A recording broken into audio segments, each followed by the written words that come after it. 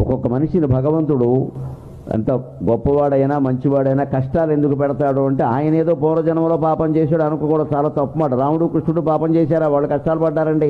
రాముడికి వనవాసం వచ్చిందంటే ఆయన పూర్వజన్మ కర్మ అంటే ఎలాగమ్మా? కైక కోరిక వెళ్ళిపోయాడు అంతే.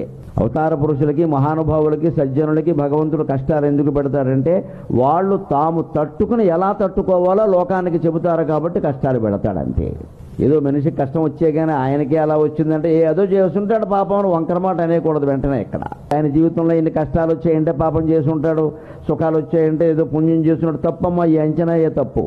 ఒక పెద్ద మనిషిని మనం అంచనా వేయాలంటే ఒకటే లెక్క, ఆయన జీవితంలో ఏర్పడిన ఘట్టాలను బట్టి అంచనా వేయకూడదు, ఆయా ఘట్టాల్లో ఆయన స్పందించిన విధానాన్ని బట్టి అంచనా వేయాలి. అది జ్ఞాని అయిన వాడు స్పందిస్తాడు. ఎలా స్పందించాడు? భయంకరమైన దుఃఖం రావచ్చు, దాన్ని తట్టుకున్నాడు అంటే ఆయన మహాపుణ్యాత్ముడు కాబట్టి తట్టుకోగలిగాడు.